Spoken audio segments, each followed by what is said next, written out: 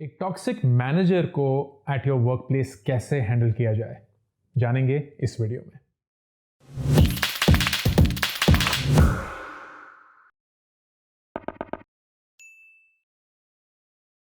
अगर एक सवाल है जो कि सबसे ज्यादा मुझसे पूछा जाता है, specially from people who are working, it is surprisingly not about careers, it is not about education, it is not about changing roles, it is about how do you manage toxic people at work.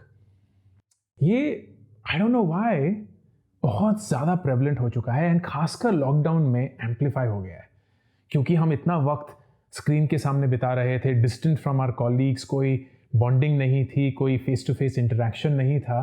So suddenly all the toxicity जो हमारे bosses में है, जो हमारे colleagues में है, जो हमारे वर्क एनवायरनमेंट में है, वो एम्पलीफाई हो गई, and it created a lot of stress, it created a lot of emotional mental health concerns in so many people. And that's why it's not a surprise कि ये जो frequency of asking this question has increased. So what I wanted to do in this video is share with you my thoughts of how to handle such people. मेरी जिंदगी में मैं बहुत fortunate रहा हूँ कि कभी भी कोई ऐसे level of toxicity से सामना नहीं हुआ जहाँ I didn't even know how to handle it or I was struggling for help. लेकिन when I reflect upon my journey, जो थोड़ा बहुत मैंने काम किया, बहुत ही कम काम किया है वैसे मैंने, लेकिन other forms of toxic people जो मेरे जिंदगी में थे, relationships में थे, there is a pattern that I found in all of those. Then I studied about it, prepared a little bit around what makes toxic people toxic, and these are the tips that I would want to share with you. Number one, distance yourself. Distance yourself, एक दूरी बना के रखिए। ये दूरी physical दूरी नहीं है, एक इमोशनल दूरी भी होनी चाहिए। What do I mean by that? Toxic लोग जो है ना, वो हमेशा बाकी लोगों को अपने ड्रामे में इन्वॉल्व करना चाहते हैं। There is drama in their life, there is manipulation, there is gossip, there is backbiting. तो they want people to engage, क्योंकि वो अपने आप को एक तरीके का परफॉर्मर समझते हैं। And they want an audience. They want people to be saying yes, yes, yes, reacting, nodding, telling them, हाँ आप सही बोल रहे हैं, this is exactly what happens, बहुत सही बोला, बिल्कुल बहुत सच बोला. And we find ourselves sucked into it, even if we don't want to. बहुत बार ऐसा होता है कि आपको ये एहसास भी नहीं होता है कि आप एक टॉक्सिक इंसान को प्रोत्साहित कर रहे हैं by just engaging in their conversation. तो सबसे पहला है डिस्टेंस मेंटेन करना। एंड डिस्टेंस तभी मेंटेन हो पाएगा जब आप अपने आप को कॉन्स्टेंटली बोलते रहेंगे, this is not about my boss, it's not about my colleague, it's about my work. Second, let them act out their drama. जब भी वो आपसे कुछ ऐसा बोलना शुरू हो या कुछ ऐसा कहना शुरू हो जो कि आपको उनके ड्रामे में सक करने लगे, then let them play it out. आप उसको सिर्फ सुनिए।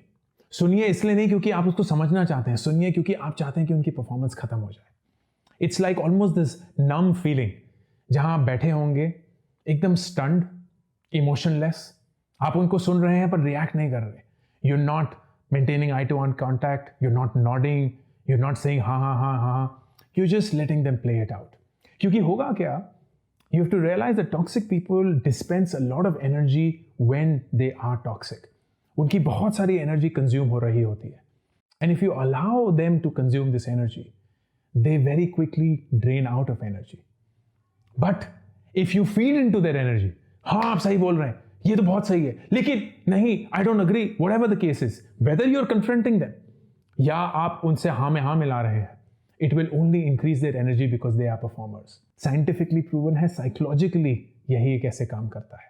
So you allow them to be, you let them say whatever they have to, and आप उस पॉइंट पे रिएक्ट नहीं करेंगे, ना ही हाँ में हाँ मिलाएंगे, ना ही उनकी बात से लड़ेंगे.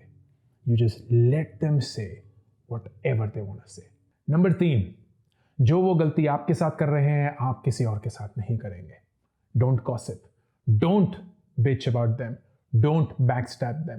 चाहे वो जितने भी बुरे हों, चाहे वो जो भी कुछ आपसे बोल रहे हों, कम से कम अपने ऑफिस कॉलीग्स के साथ बिल्कुल भी इस बारे में बात नहीं करेंगे, क्योंकि what you don't realize is again they're performers.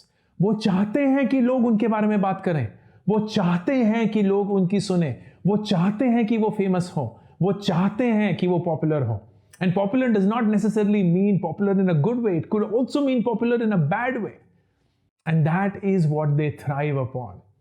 तो बहुत बहुत ज्यादा जरूरी है कि आप वो टॉक्सिसिटी अपनी जिंदगी में अपने थ्रू नहीं लाएंगे, आप गॉसिप नहीं करेंगे. It only feeds into the bad vibe that you have within and it will eventually reach them. आप foolish हैं अगर आप ये सोचते हैं कि जो भी आप गॉसिप करेंगे, जो भी आप बिचिंग करेंगे, जो भी आप बैक बाइटिंग करेंगे वो उन तक नहीं पहुंचेगा. पहुंचेगा, 100% पहुंचेगा. और जब पहुंचेगा ना, वो एक तरीके से खुश होंगे. They will feel happy that their work has yielded results. You will be the one suffering, not them. Number 4, put everything on record. Document everything. अगर आपके बॉस आपसे कुछ ऐसा बोलते हैं जो कि सिर्फ फोन कॉल पे है कि ये कर देना, वो हो जाएगा, ऐसे करना है, वैसे करना है, it's good practice that once that call is over, once that meeting is over, you send them an email and you document everything that was discussed. Now, why is this important? It's important क्योंकि सबसे पहले it allows you to focus on the facts. बहुत important है objective होना, बहुत important है भावनाओं में मत बहना, बट सिंगुलरली अपने काम पे फोकस करना.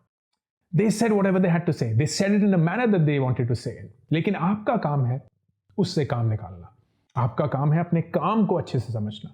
So जब आप फैक्चुअली वो सब चीजें डिस्क्राइब करते हैं, आप उनको गाली तो नहीं दे रहे होंगे, आप उनको ये तो बोलेंगे, अरे तेरी तो गधे, साले, कुत्ते, कमीने, ये बोला है तूने मुझे करने के लिए, कर दूंगी.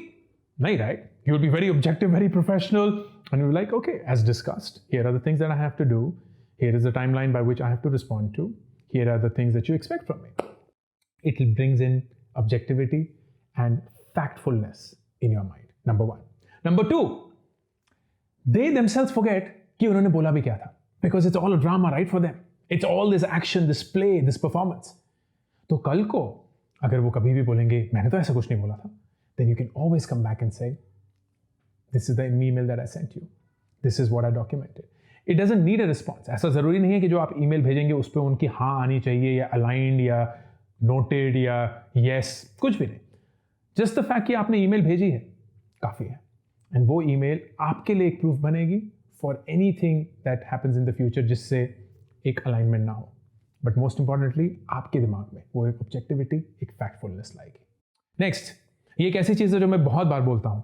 मैं काफ़ी बार ये पूछता हूँ कि जो भी ये व्यवहार है, whatever is the behavior, क्या आपको लगता है कि कंपनी के टॉप लीडर्स भी ऐसे ही बिहेव करते हैं?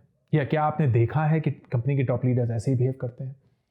अगर इस सवाल का जवाब ना है, विच मीन्स आपके जो बॉस हैं उनका जो बिहेवियर है वो कंपनी के टॉप लीडर से मेल नहीं खाता.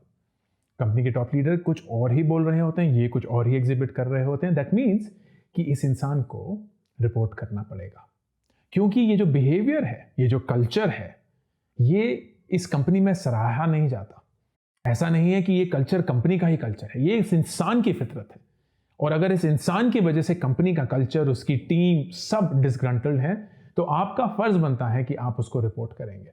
अब ये थोड़ा सा ट्रिकी हो जाता है क्योंकि काफ़ी बार डर लगता है अगर मैं रिपोर्ट करूंगी तो क्या पता क्या हो जाए, क्या पता उन तक बात पहुंच जाए और फिर वो मुझे ही फायर कर दें. तो it needs to be done in a manner जहां आप कंपनी को अच्छे से समझते हैं.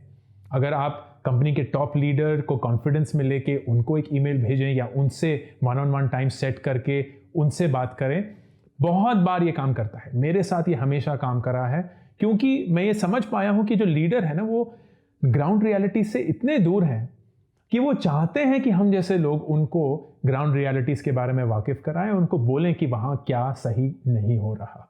एंड जितना भी आप करेंगे उतना ही वो खुश होंगे that someone opted to speak about it. Next, काम अगर नेगेटिव है, काम अगर टॉक्सिक है, एनवायरनमेंट अगर ऐसा है कि आपको हमेशा स्ट्रेस, हमेशा एंजाइटी रहती है, तो प्लीज़ अपनी दुनिया में कम से कम पॉजिटिविटी को भरपूर तौर से लाइए. Surround yourself by people who are positive, चाहे वो अपने माँ बाप हों, भाई बहन हों, दोस्त हों या ऑफिस वर्कर्स भी हों. प्लीज अपनी नेगेटिविटी को फीड मत करवाइए। प्लीज अपने आप को एक ऐसे एनवायरनमेंट मत डालिए जहां ये नेगेटिविटी और ज्यादा बढ़ रही हो।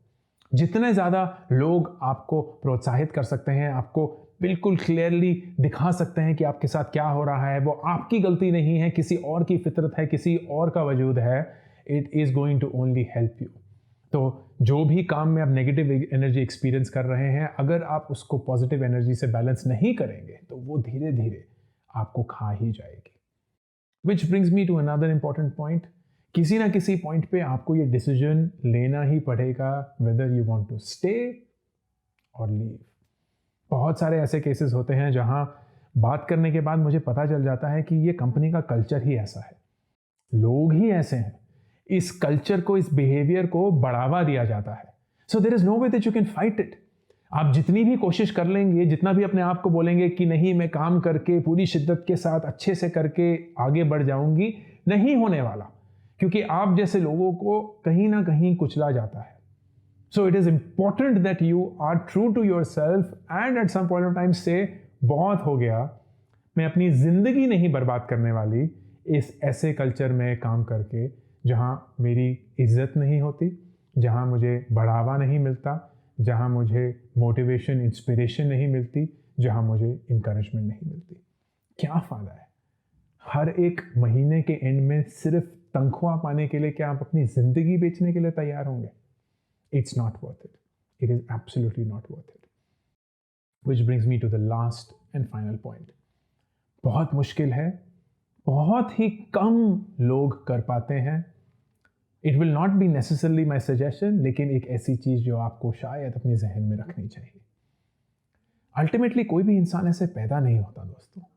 ऐसा नहीं है कि आपके बॉस रोज सुबह उठ के अपने आप से ये बोलते हैं कि आज मैं इनकी जिंदगी को बर्बाद करूंगा। They perhaps don't even realize कि वो कर क्या रहे हैं। उनकी ज़िंदगी, उनका बचपन, उनके माँ बाप, उनके स्कूल, उनके कॉलेज, उनके दोस्तों का एक्सपीरियंस है जो आज उनसे ये करवा रहा है।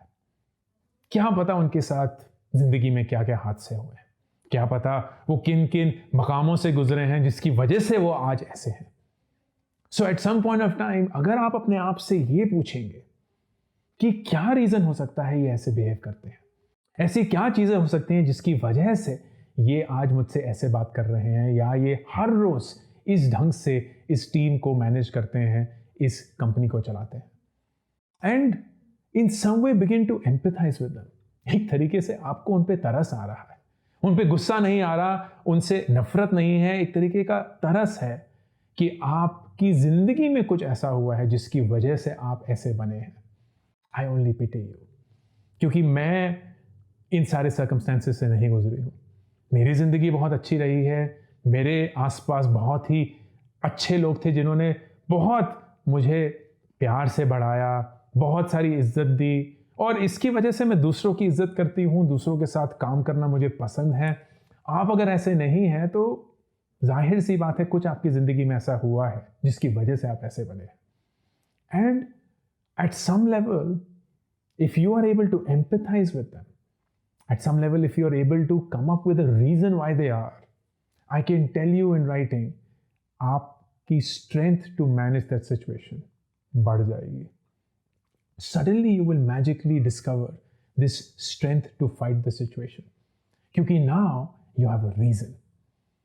हम उन चीज़ों से डरते हैं जिन चीज़ों को हम explain नहीं कर सकते, लेकिन the minute you are able to explain कि कुछ क्यों हो रहा है, कैसे हो रहा है, क्या इसका रीज़न हो सकता है, it suddenly gives us the power to deal with that. मेरी रिक्वेस्ट आप सबसे यही रहेगी कि जितना आप इंटरनली इसको रैशनलाइज करके अपने आप को ये समझा के कि it is not about you, it's about them, it's about their behaviour, उतना ही आपका फ़ायदा होगा। And at the end of it decision आप ही का है। Why are you in it? What are you in it for? And if you don't find an answer to that, it might be the smart way to move out and find a better spot for you. All the best with that. Ankur Warikoo, signing off. अभी के अभी इस channel को subscribe करिए ताकि अगर कोई भी नया वीडियो आए आपको उसके बारे में पता चले।